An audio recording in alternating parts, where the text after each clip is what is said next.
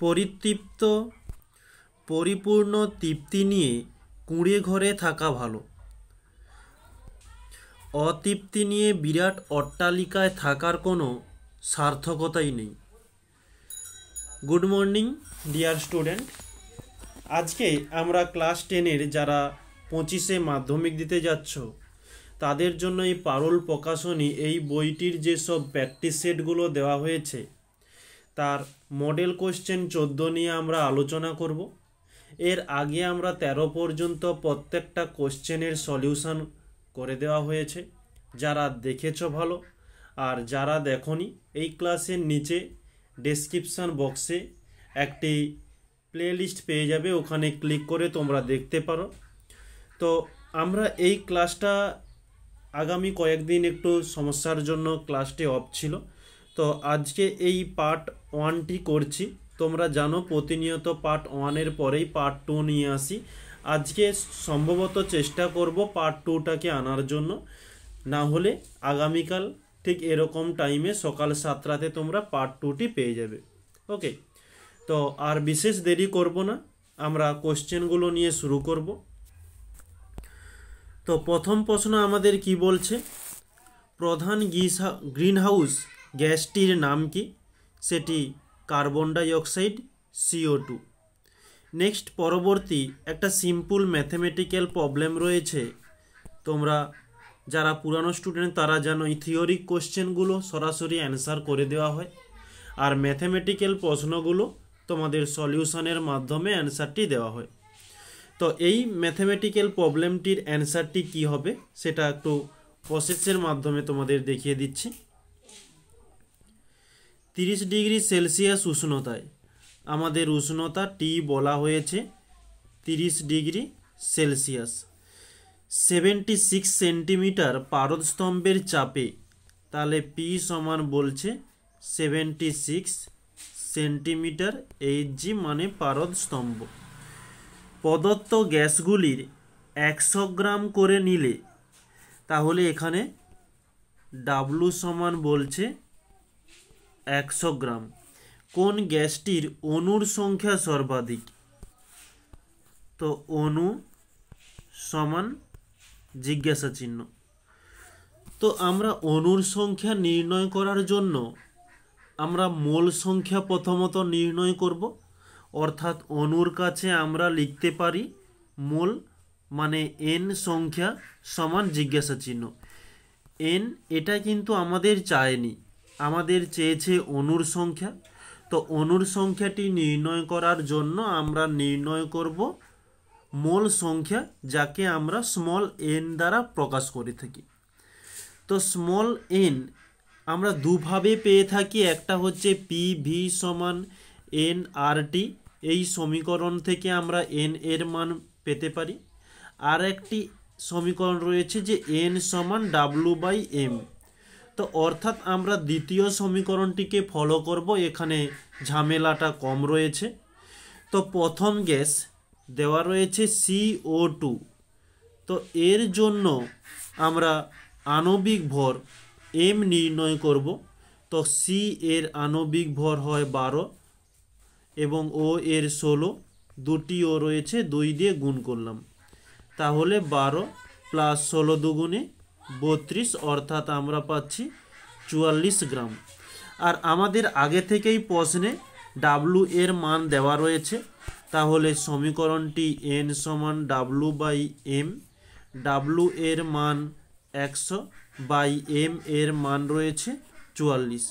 তো তোমরা ঠিক এখানে রেখে দিতে পারো, যেহেতু এখানে শর্ট কোশ্চেন দেওয়া রয়েছে তোমাদের সলিউশন করে দেখানোর কোনো দরকার নেই, কিন্তু সলিউশন করে তোমাদের অ্যান্সারটি নির্ণয় করতে হবে। তো তোমরা এখানে এই সলিউশনটাকে রাখতে পারো বা ভাগ করতে পারো, ভাগ করলে অ্যান্সার হবে 2.27।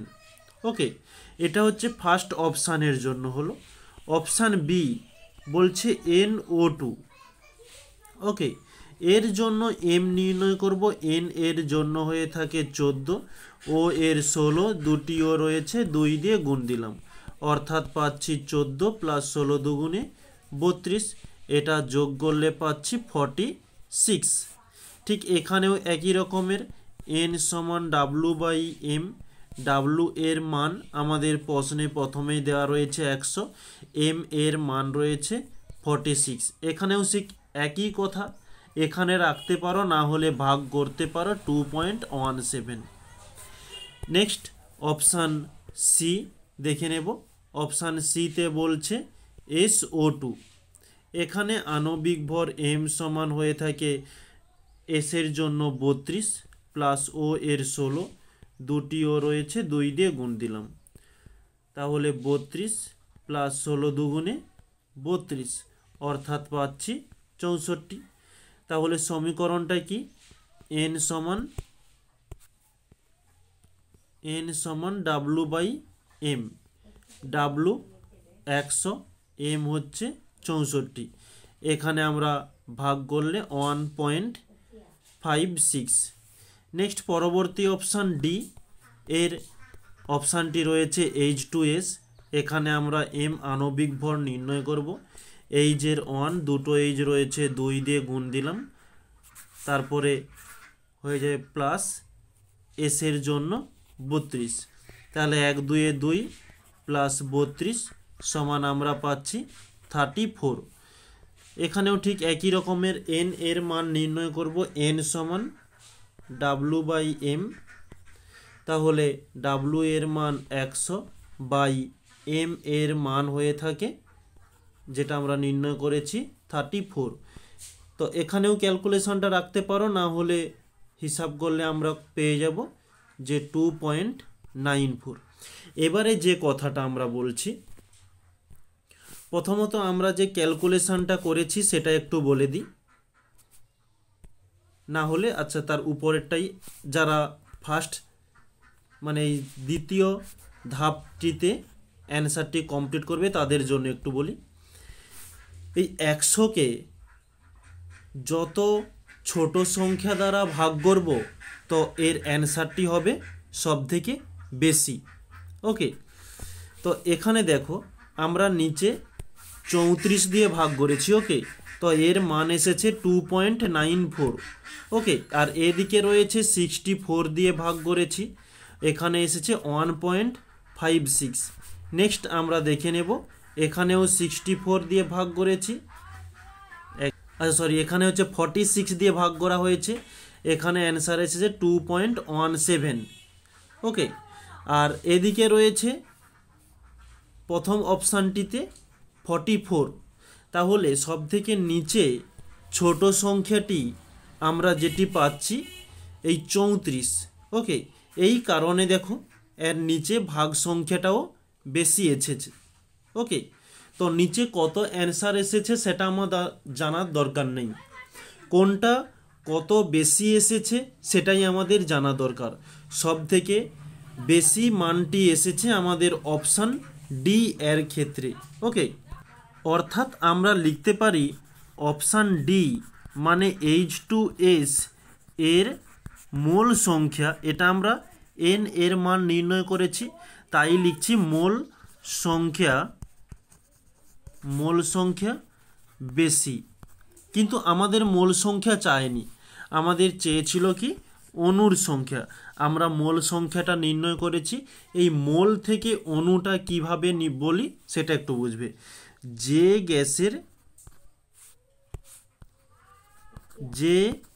গ্যাসের মোল সংখ্যা বেশি, তার অণুর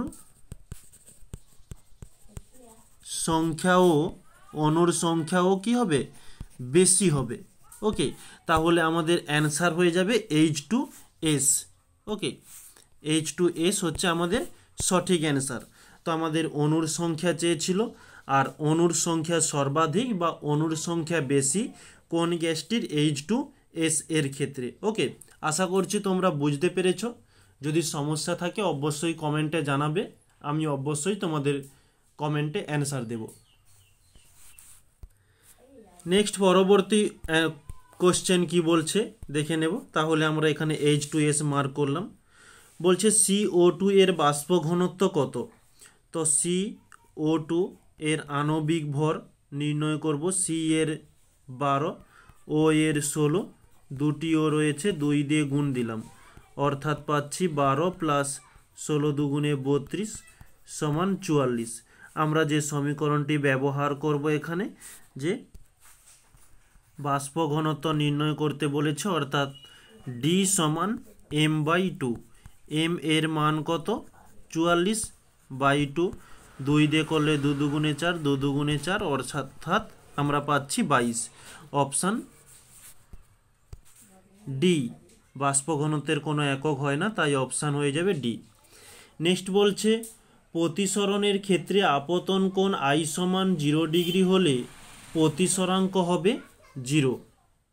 নেক্সট আলোক রশ্মি লম্ব আপতনে রশ্মির চ্যুতি হয় 0 ডিগ্রি। প্রদত্ত কোণটির তরঙ্গদৈর্ঘ্য সবথেকে বেশি হয়ে থাকে অবলোহিত রশ্মি। দীর্ঘ পর্যায় সারণীর 13 নম্বর শ্রেণীতে অবস্থিত একটি মৌল এম এর অক্সাইডের সংকেত হবে M2O3। নেক্সট দুটি পরমাণু সর্বাধিক কয়টি সমযোজী বন্ধন দ্বারা যুক্ত হতে পারে? অপশান সি 3টি।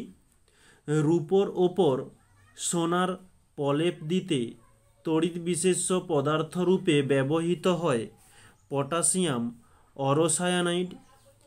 আলফা কণা উপস্থিত 2টি প্রোটন ও 2টি নিউট্রন। নেক্সট, আচ্ছা এটা তো আমরা 1.10 হয়ে গিয়েছে, অপশান সি হবে। নেক্সট পরবর্তী প্রশ্ন, ফিউজ তারের বৈশিষ্ট্য হলো রোধ হয় উচ্চ এবং গলনাঙ্ক নিম্ন। নেক্সট প্রদত্ত কোন যৌগটির সঙ্গে জলীয় NaHCO3 এর বিক্রিয়ায় CO2 উৎপন্ন হয়? অপশান হয়ে যাবে ডি CH3COOH। ওকে, তো এর বিক্রিয়াটি বললে হচ্ছে NaHCO3 যদি বিক্রিয়া করানো হয় তাহলে এখানে CH3COONA plus CO2 plus H2O। ওকে, এখানে কার্বন ডাইঅক্সাইডের কথা বলেছে, কার্বন ডাইঅক্সাইড নির্গত হচ্ছে। নেক্সট প্রদত্ত কোণটির তাপ পরিবাহিতা সর্বোচ্চ, সেটি হীরে। প্রদত্ত কোন যৌগটি কঠিন অবস্থা আয়ন দ্বারা গঠিত হয়? NaCl। প্রদত্ত কোনটি অ্যালুমিনিয়ামের আকরিক? বক্সাইট। নেক্সট পরবর্তী কোশ্চেন 2-এর দাগে কি বলছে? একটি জৈব গ্রিনহাউস গ্যাসের নাম লেখো। Methane CH4। জ্বালানির তাপন মূল্যের একক কি হয়ে থাকে? তো SI পদ্ধতিতে হয়ে যাবে কিলোজুল পার কেজি, CGS পদ্ধতিতে হয়ে যাবে জুল পার গ্রাম। নেক্সট CFC থেকে উৎপন্ন কোন মুক্তমূলক ওজোন স্তর ধ্বংসের জন্য দায়ী? সেটি ক্লোরিন। ওকে, নেক্সট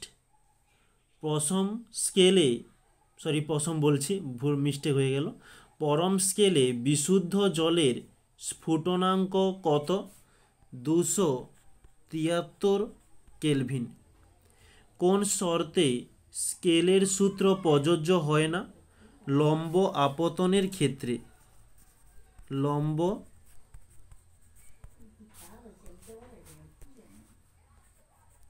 আপতনের ক্ষেত্রে। এরপরে কি বলছে? তাপ পরিবাহিতাঙ্কের SI একক কি? এটি এখানে লিখে দিচ্ছি, watt, metre inverse, kelvin inverse. Okay, এটা হচ্ছে কে, কেলভিন ইনভার্স। থার্মোস্ট্যাট কোথায় ব্যবহার হয়ে থাকে? উষ্ণতা নিয়ন্ত্রণ যন্ত্রে ব্যবহার হয়। উষ্ণতা নিয়ন্ত্রণ যন্ত্রে। নেক্সট কোন গোলীয় দর্পণের দৃষ্টিক্ষেত্র অনেক বেশি হয়ে থাকে, সেটি উত্তল। উত্তল দর্পণ। তারপরে বলছে রেলের সূত্র কখন প্রযোজ্য হয় না? বায়ুশূন্য স্থানে, যেমন চাঁদ বলতে পারো। কেন? কারণ বায়ুশূন্য স্থানে ধূলিকণা পাওয়া যায় না। ওকে, বায়ুশূন্য স্থানে। নেক্সট, ডায়নামোতে কোন শক্তিতে রূপান্তরিত হয়?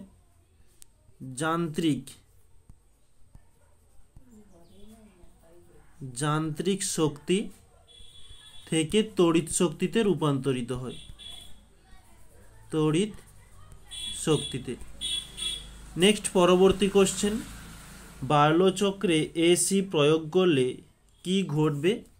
যে চক্রটির ঘূর্ণন বন্ধ হয়ে যাবে, বা লিখতে পারি যে চক্রটি ঘুরবে না। এরপরে কি বলছে? পরমাণুর নিউক্লিয়াস থেকে বিটা কণা কেন বের হয়? নতুন পরমাণু তৈরির জন্য। নতুন পরমাণু তৈরির জন্য। অথবাতে বলছে গামা রশ্মি তড়িৎ ক্ষেত্র দ্বারা কিভাবে বিক্ষিপ্ত হয়? যে এই গামা রশ্মি তড়িৎ ক্ষেত্র দ্বারা কোনো বিক্ষিপ্ত হয় না। বিক্ষিপ্ত হয় না। নেক্সট, পরবর্তী প্রশ্ন, বাম স্তম্ভ ডান স্তম্ভ। একটি ইউরেনিয়ামাত্মক মৌল, এটি হয়ে থাকবে যে এনপি। নেক্সট, হেমাটাইট থেকে নিষ্কাশিত হয় অপশান এ, মানে Fe। নেক্সট, একটি ক্ষারীয় মৃত্তিকা মৌল, ক্যালসিয়াম Ca। নেক্সট, শর্ত বিজারণ পদ্ধতিতে নিষ্কাশিত হয়ে থাকে Cu। পরবর্তী প্রশ্ন, একটি Na+ আয়নের চারদিকে কয়টি Cl আয়ন বর্তমান? সেটি একটি। নেক্সট, গলিত Y2Z3 এর তড়িৎ বিশ্লেষণের সময় ক্যাথোডে ও অ্যানোডের দিকে কোন কোন আয়ন আকৃষ্ট হয়? ক্যাথোডে Y আয়ন এবং অ্যানোডে Z আয়ন। নেক্সট, গ্যালভানাইজেশন কাকে বলে? তো এই প্রশ্নের অ্যান্সারটি আমরা এখানে তুলে ধরেছি, এটা হচ্ছে 2.13। ওকে, অথবা। নেক্সট, পরবর্তী প্রশ্ন, তড়িৎ বিশ্লেষণের সময় কোন শক্তি রাসায়নিক বিক্রিয়া ঘটায়? এটি হবে ডিসি, মানে সমপ্রবাহ। নেক্সট, বিলীয়মান রং কি? 2.15, এই যে অ্যান্সারটি রয়েছে। নেক্সট, বলছে কিপ যন্ত্রে কোনো গ্যাস প্রস্তুতির প্রাথমিক শর্ত কি? এটাও আমরা তুলে ধরেছি, এই যে এখানে 2.15, এটা হচ্ছে অথবা। নেক্সট, পরবর্তী কোশ্চেন, একটি মৃদু দ্বিক্ষারীয় অ্যাসিডের নাম লেখো। এটি হবে oxalic acid. Oxalic acid H2CO4। Next, আচ্ছা, এটি হচ্ছে H2C2 হবে। ওকে, C2O4। নেক্সট, পরবর্তী প্রশ্ন, বলছে রিসাইকেলিং কাকে বলে? এটা নেক্সট পেজে তুলে ধরেছি। আচ্ছা, না, এটা নেই, তো এখানেই লিখে দিচ্ছি একটু ছোট্ট করে, দেখে নিও। যে বজ্র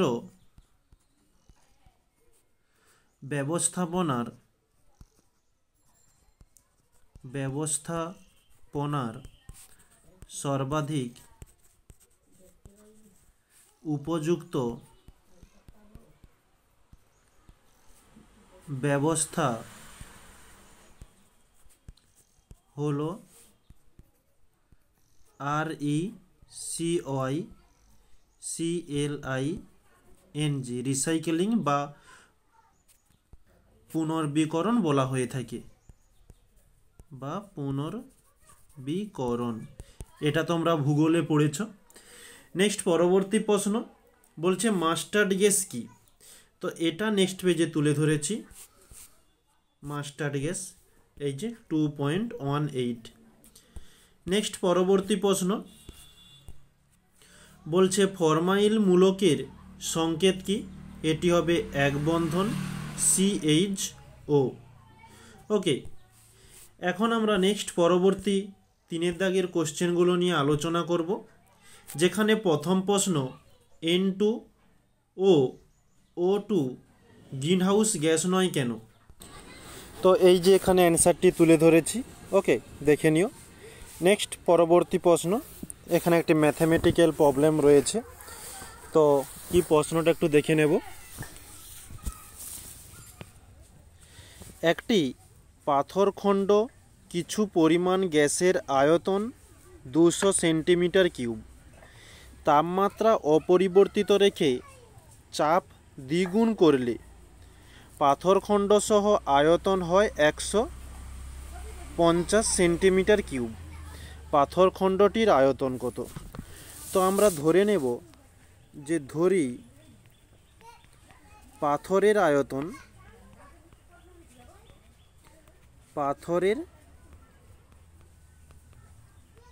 আয়তন x।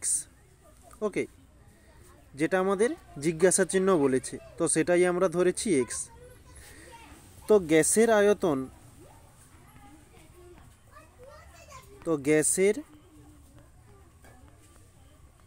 আয়তন সমান আমাদের এখানে এই যে 200 সেন্টিমিটার দেওয়া রয়েছে, এটা পাথর খণ্ড কিছু পরিমাণ গ্যাসের আয়তন, মানে এই আয়তনের মধ্যে পাথরের আয়তন আছে এবং গ্যাসেরও আয়তন আছে।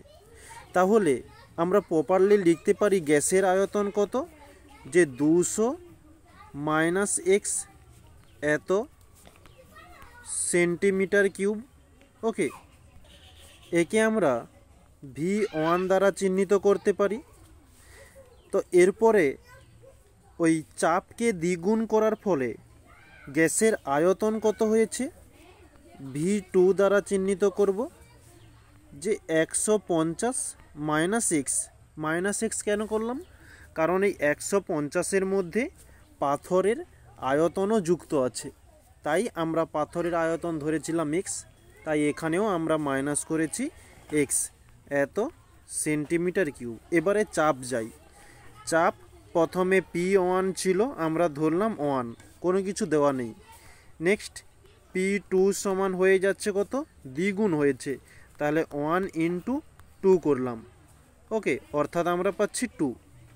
তো এবারে আমরা যে সমীকরণটি ব্যবহার করব, যে P1 V1 সমান P2 V2। P1 এর মান কত? 1 ইন্টু V1 এর মান কত? যে 200 মাইনাস এক্স সমান P2 এর মান 2 ইন্টু V2 এর মান 150 মাইনাস এক্স। তো একের সঙ্গে গুণ করলে যেটা ছিল সেটাই থেকে যাবে, 200 মাইনাস এক্স।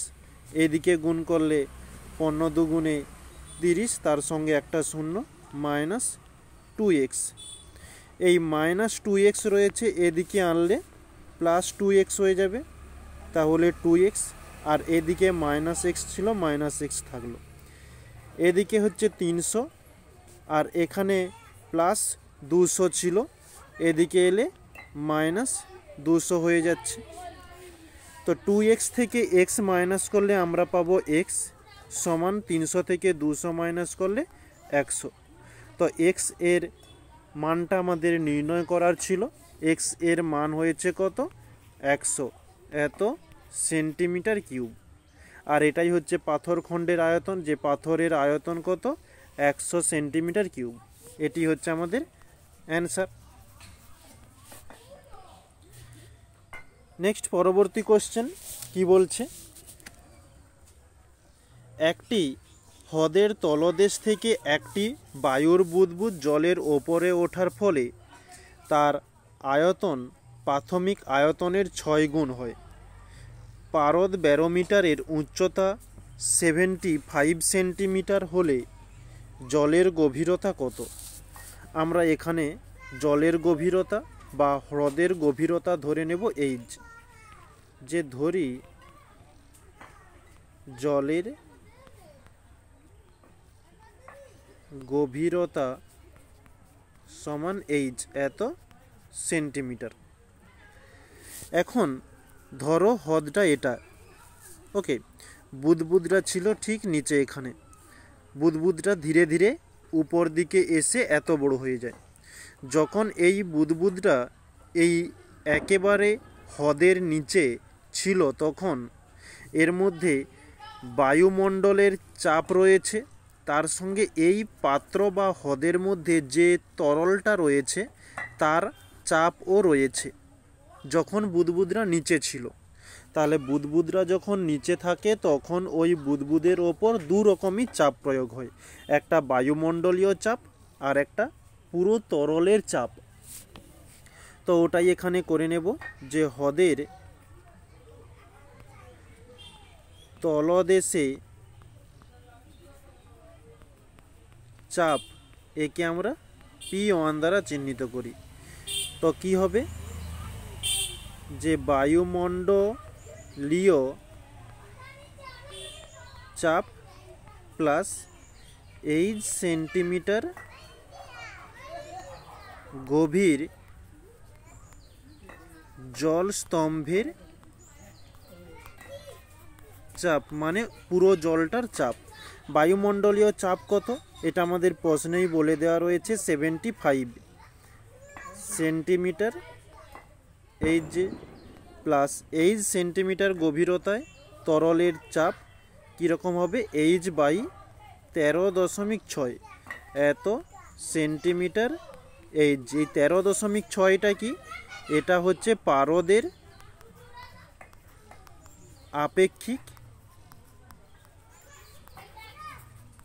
আপেক্ষিক গুরুত্ব সমান 13.6। ওকে, তো এখান থেকে আমরা লিখতে পারি 75 প্লাস এইচ বাই 13.6। এটাকে সলিউশন করলে করতে পারো, আমার মতে না করলেই সুবিধা হয়, পরবর্তীতে ক্যালকুলেশানে সুবিধা হবে। ওকে, এটা হচ্ছে যখন বুদবুদরা নিচে ছিল তখন চাপ। যখন বুদবুদরা উপরে চলে আসে তখন চাপ কত হবে, যে হ্রদের উপরে বা উপরিতলে চাপ, তখন শুধু কেবলমাত্র বায়ুমণ্ডলের চাপ থাকবে, যে বায়ুমণ্ডলীয় চাপ, কেবলমাত্র বায়ুমণ্ডল চাপ প্রয়োগ করবে। বায়ুমণ্ডলের চাপ কত, 75 সেন্টিমিটার।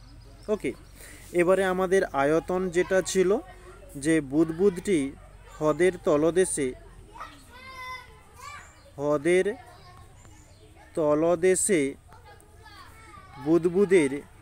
বুদবুদের আয়তন আমরা ধরলাম, আচ্ছা এটাকে আয়তনকে V1 দ্বারা চিহ্নিত করি, V1 সমান 1 সেন্টিমিটার কিউব, এবং হ্রদের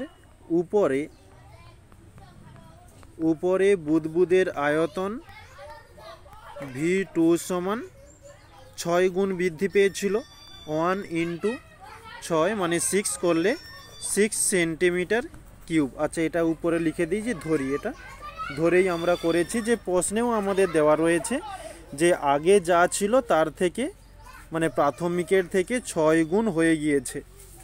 এখন আমরা যে সমীকরণটি ব্যবহার করব, এটা আমরা সমীকরণটা নেক্সট পেজে দিই, যে P1 V1 সমান P2 V2 বয়েলের সূত্রে জেনেছি।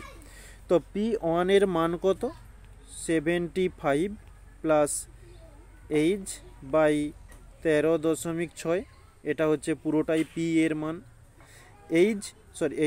V1 এর মান কত? 1 আমরা যেটা করেছিলাম। P2 এর মান 75 ইন্টু V2 এর মান 6। এবারে এটা আমরা ক্যালকুলেশন করব। 75কে 75 থাকলো প্লাস H/13.6, 1 গুণ করলে তো যেটা ছিল সেটাই থাকছে, সমান এই 75 এর সঙ্গে 6 গুণ করলে আমরা পেয়ে যাব 450। ওকে, তো এখানে প্লাস 75 রয়েছে, অপোজিটে গেলে মাইনাস হয়ে যাবে, আর 13.6 450 মাইনাস 75। ওকে, এটা মাইনাস করলে আমরা পেয়ে যাব কত? যে 375। ওকে, আর এদিকেই 13.6 ভাগ আকারে ছিল, সেদিকে গেলে কি হবে? গুণ হয়ে যাবে। তাহলে এই সমান 375 গুণিতক 13.6। তো এটা সলিউশন করলে আমরা পেয়ে যাব 5100 এত সেন্টিমিটার এইচের মান। আর এই এইচের মানটাই আমাদের নির্ণয় করার বিষয় ছিল, এটা সেন্টিমিটারে এসেছে। তোমরা পারলে এখানেও অ্যান্সারটিকে কমপ্লিট করতে পারো, না হলে এই 5100কে 1000 দিয়ে ভাগ করে মিটারেও নিয়ে যেতে পারো। আচ্ছা, 1000 হবে না, কারণ 1 মিটার সমান 100 সেন্টিমিটার হয়ে থাকে, তো 100 দিয়ে ভাগ করব। তো এত মিটার। নিচের দুটো জিরো উপরের দুটো জিরো কেটে গেল, অর্থাৎ পেলাম 51 এত মিটার। তাহলে আমাদের এইচের মান কত? অ্যান্সারটা এলো যে 51 এত মিটার, বা মিটারে কনভার্ট করার দরকার নেই, আমরা এখানে সেন্টিমিটার ধরেছি, তো সেন্টিমিটারেই রাখলে সব থেকে বেস্ট হবে। এত সেন্টিমিটার, এটি হচ্ছে আমাদের অ্যান্সার। ওকে, আশা করছি কোনো সমস্যা নেই। যদি কোনো সমস্যা থেকে থাকে তোমরা অবশ্যই কমেন্টে জানাতে ভুলবে না। নেক্সট পরবর্তী কোশ্চেন, এখানে কি বলছে একটু আমরা দেখে নেব। আলো বায়ু মাধ্যম থেকে জলে প্রবেশ করলো। বায়ুতে আলোর বেগ 3 × 10⁸ মিটার সেকেন্ড ইনভার্স ও জলে প্রতিসরাঙ্ক 4/3 হলে জলে আলোর বেগ নির্ণয় করো। তো আমরা এখানে কি সমীকরণটা ব্যবহার করব? যে জলের প্রতিসরাঙ্ক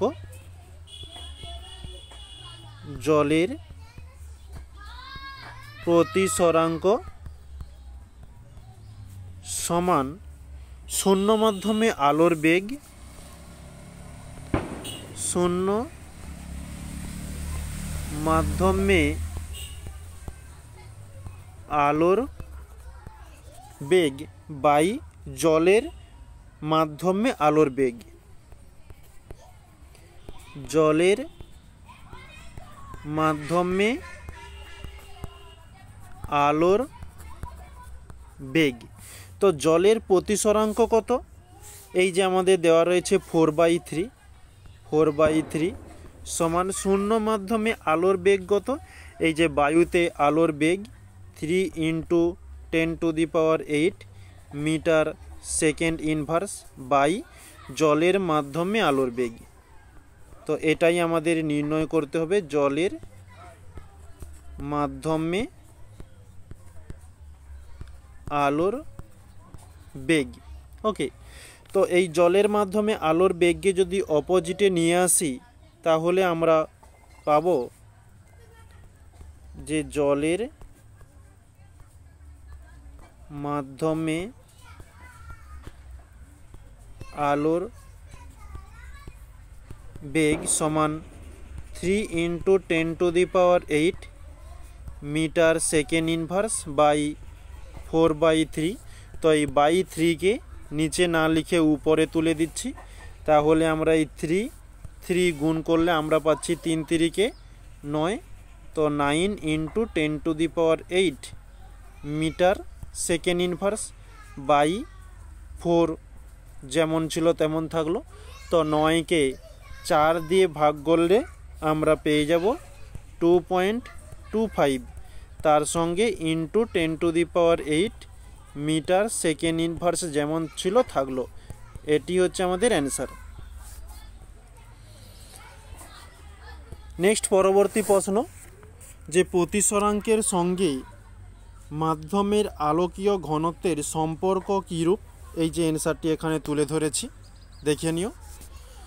তো আজকে আমরা এই পার্ট 1-এর মধ্যে এটুকুই রেখেছিলাম। বাকি কোশ্চেনের সমাধানগুলো তোমরা পার্ট 2-তে পেয়ে যাবে। আর আমরা প্রতিনিয়ত ক্লাসগুলো যেভাবে করে থাকি, পার্ট 1-এর পরেই পার্ট 2 শুরু করি আমরা। তো গতকালও একটু সমস্যা থাকার জন্য পার্ট 2টা পরের দিন শুরু করতে হয়েছিল। তো আজকেও একটু সমস্যা আছে, এই কারণে পার্ট 2টাকে আজকে কমপ্লিট করতে পারবো না। আগামীকাল তোমরা ঠিক এরকমই সকাল 7টাতে পার্ট 2-এর ক্লাসটি পেয়ে যাবে।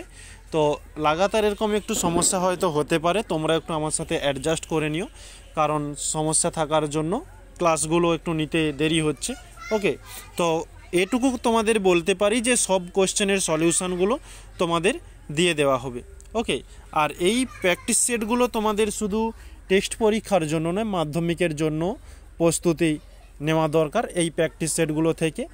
আর তোমাদের প্রায় সবাইয়েরই টেস্ট পরীক্ষা কমপ্লিট হয়ে গিয়েছে। আশা করছি তোমাদের পরীক্ষাগুলো খুব ভালোও হয়েছে। আর একটা কথা, যে এরপরে তোমাদের মাধ্যমিকের জন্য যেসব প্র্যাকটিস সেটগুলো তৈরি হচ্ছে বা বাজারে হয়তো বেরিয়েও গেছে, যেগুলো এবিটিএ রয়েছে তোমাদের এবং স্কুল থেকে যেসব পর্ষদ দেওয়া হবে, সেই সব কোশ্চেনের যদি সলিউশান তোমরা আমার কাছ থেকে পেতে চাও, তাহলে অবশ্যই তোমরা এই ক্লাসের নিচে ডেসক্রিপশান বক্সে একটি টেলিগ্রাম গ্রুপ দেওয়া রয়েছে, ওখানে জয়েন্ট হয়ে গিয়ে ওখানে লাইভ চ্যাট বলে একটি অপশান রয়েছে, ওখানে ক্লিক করে আর একটা গ্রুপ আসবে তোমাদের কাছে। তো সেই গ্রুপে জয়েন্ট হয়ে গিয়ে ওখানে তোমরা ওই এবিটিএ বা তোমরা যেটার সলিউশন পেতে চাও সেটাকে খুব সুন্দরভাবে পিডিএফ করে তোমরা ওই গ্রুপে আপলোড করে দিও। আমি ওখান থেকে ডাউনলোড করে তোমাদের জন্য সলিউশানগুলো আনবো। ওকে, তাহলে আজকে এই পর্যন্তই। আর একটা কথা, আমরা যে এখন ফাইনাল পিডিএফটা পেয়েছি ওটাও ওই টেলিগ্রাম গ্রুপেই তোমরা পেয়ে যাবে, ওখানেই তোমরা জয়েন্ট হতে পারো। আর ওখানে ক্লাস শেষ হয়ে গিয়েছে, প্রায় কিছুক্ষণের মধ্যেই তোমরা ওখানে এই পিডিএফগুলো পেয়ে যাবে। ওকে, তাহলে আজকে এই পর্যন্তই। সবাইকে থ্যাংক ইউ বলে ক্লাসটিকে এখানে সমাপ্ত করছি।